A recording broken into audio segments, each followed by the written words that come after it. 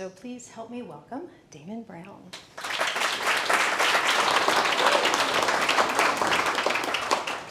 all ready to go. Yeah. First of all, my name is Damon. Thanks for everybody taking time out your mornings to come spend some time and hear me talk today. Today's another special day because a year ago today, I lost my use of my legs. Today, exactly, I was in the hospital today. So I came out of the hospital probably 2 months and couldn't use my legs and was paralyzed. And it's starting to come back and I'm learning how to walk. So thanks for being here today. Yeah.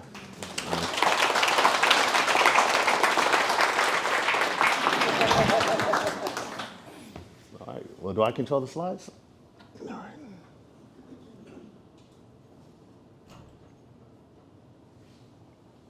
So just forward or?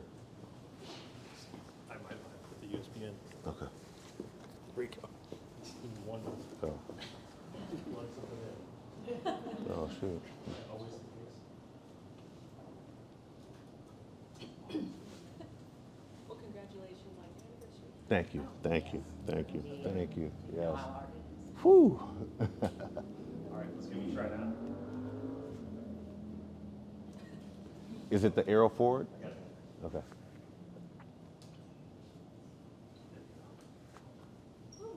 Okay, there we go. All right, so again, my name is Damon Brown. I go by Creative Lou. It's my alias when I do create artwork. And I can get into where the Lou came from. It's a little nickname that I grew up with when I was in high school. So I kind of use that as my brand as I propel forward through my career.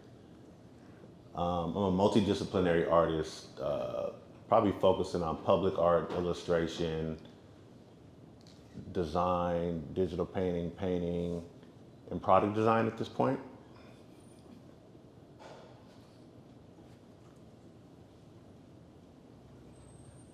So I was born and raised up over the hill in the Central District of Seattle. If you guys don't know the history of the Central District, you should definitely go home, Google it, research it, because it definitely has some rich history and tradition. So that's where I was born and raised. And from there, my family were musicians, actors, singers. That's where I kind of got my love for art at a young age.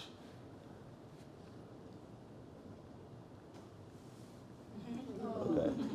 So I don't remember the picture on the left when I was young, but clearly I've been drawing and into art for a very long time. My mom said it was never a mystery what I wanted for my birthday or Christmas. Just give him crayons and pencils and paper and he'd be fine. And my mom would also tell stories like, anytime I had to punish you and put you in the room, it never worked because you were just always fantasizing and drawing, so it wasn't really punishment, So as I grew up, I still chased art. I think the picture on the left is me in middle school painting a mural on the corner of 23rd and Union, where the Africatown Mid-Market building is now, which is ironic because I just put a public art piece up there now. So I think, thank you.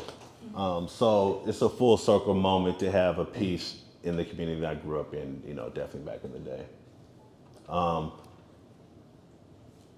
From a young age, I went to school and I knew I wanted to do design. I think at the time I was really into comic books and graffiti and things like that. So I went to Washington State University, pursued graphic design, went to SVC. There's some people that I went there with.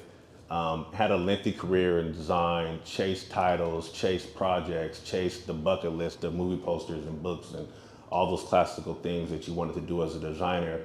And I think I checked a lot of those boxes off, but there was still a feeling in me that wasn't satisfied creatively.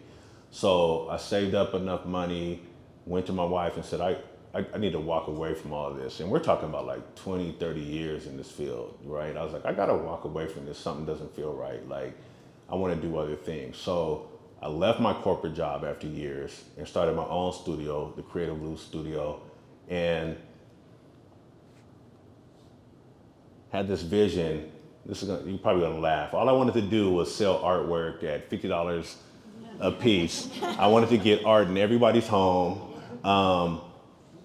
It was only gonna be $50. I was gonna show Washington what it was like to collect art and do all these things. And the first series of paintings that I created were, stories, family memories, histories, all those things that made a lot of sense to me. So this is the first set of some of the art that I created when I first went on my own.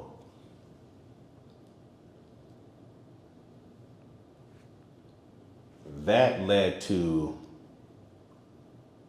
an amazing adventure. So now I'm giving talks. I'm in galleries. I'm in write-ups in magazines. I almost got close. I made the short list of Community Arts magazine, the illustration, and it just kind of evaded me. But when I was young, these are the magazines I used to get and wish I could be in these pages.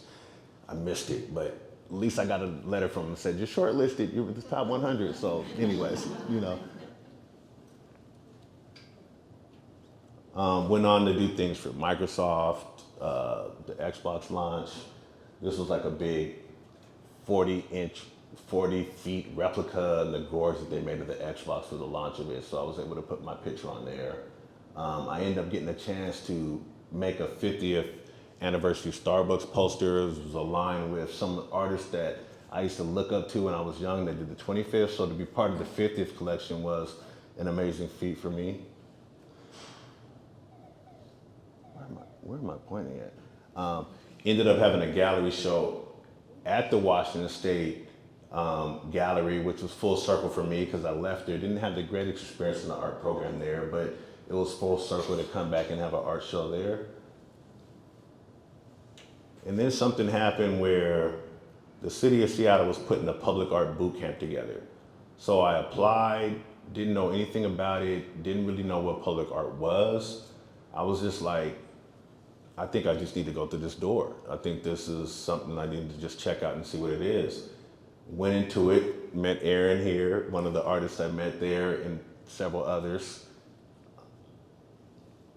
and realized that my art could have a different community impact. So this was the first public art piece that I created.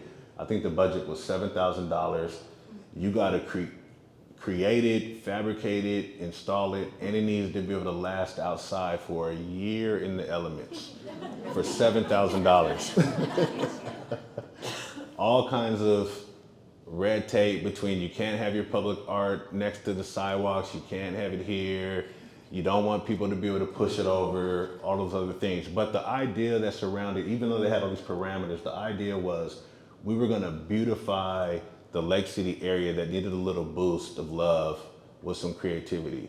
So with $7,000, what I did for my project that you see here was, this is a plyometric box off of Amazon that I vinyl wrapped and stacked two of them together, drilled them together with my kids and some other people, and then wrapped it, put a whole bunch of water-filled bags inside of it so that it couldn't tilt over, and this is what you see.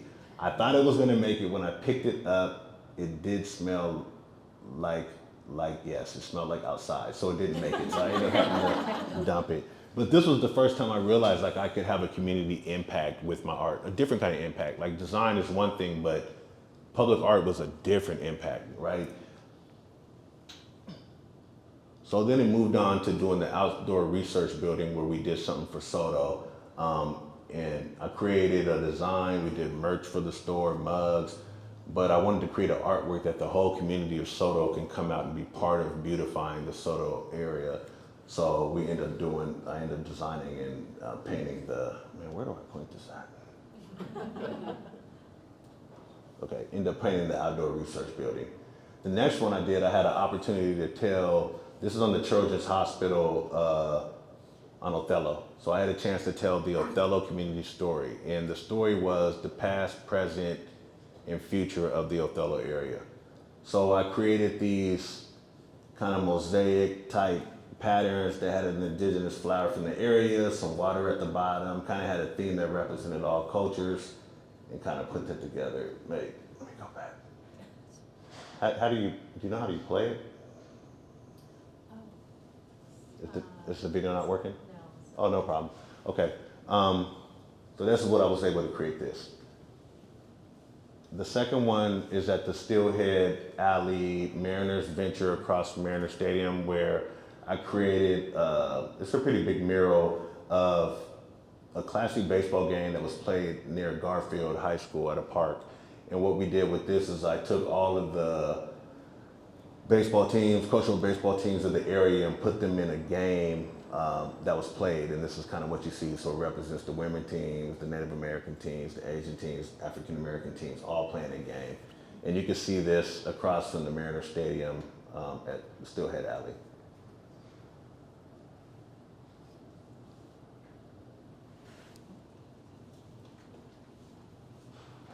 Yeah.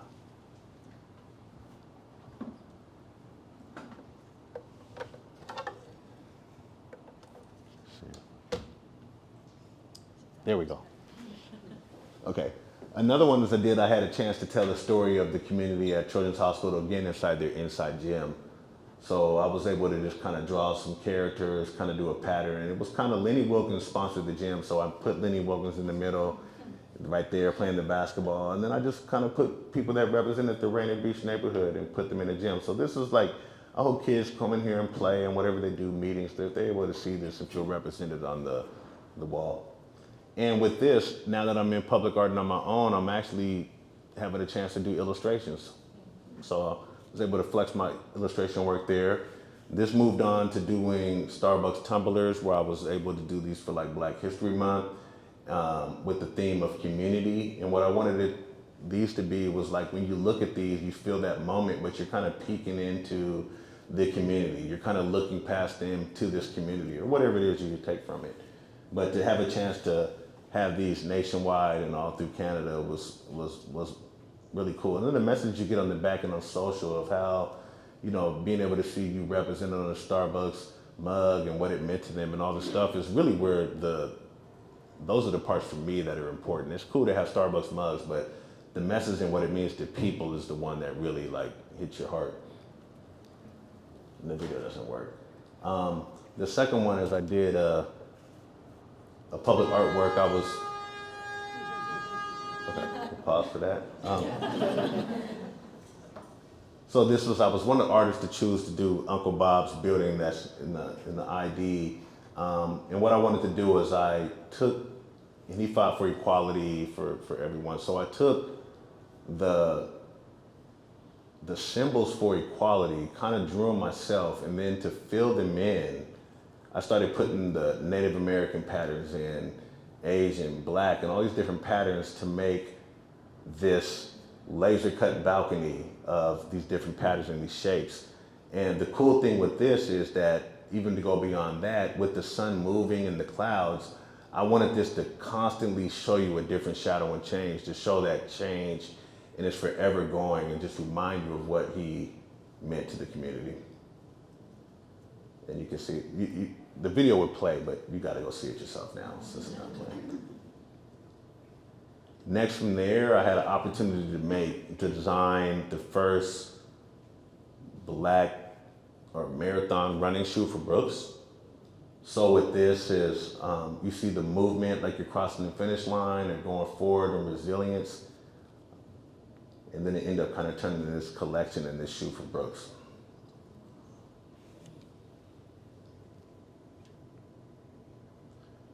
And now I can't show this because they haven't done the release, but I have another public art piece in an undisclosed location as of now that's loading, so you'll be able to experience that. But again, that's me telling a community story.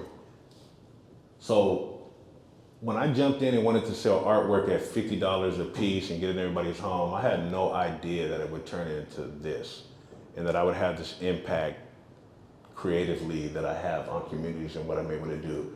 I don't know what's next. I don't know what's in the future, but something in me is burning to say something more is coming. So my next project is probably my biggest project to date, is going to be the Fire Station 31 in Lake City that's currently being built now. So with this, I have some 3D renderings put together so that I could visualize it from a 3D space. see where the sunset would go, the lighting, where I could put my public art, how it would feel from view sight. And then the next thing was for me to actually go become a firefighter for a day and get into their shoes, right? So now I'm riding around with them, seeing what they do. This was interesting. If you might want to call your local fire department and see if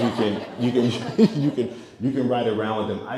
I did not know everything that they do for us, like it really opened my mind.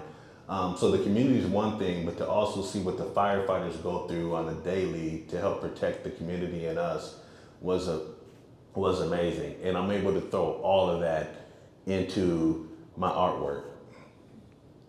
So here's a sneak peek of that being built now. I'm actually gonna go by the slide, but this right now is just one piece of it. This thing is probably gonna be as big as this wall all the way down, as high. So that's my biggest piece this far. So that's kind of like a quick 20-minute trailer sneak peek in what I do and where my career has went. I don't know what the future holds, but I feel like it still has great things, and I'm just gonna keep going until I can't go anymore. So that's it. Thank you for showing up.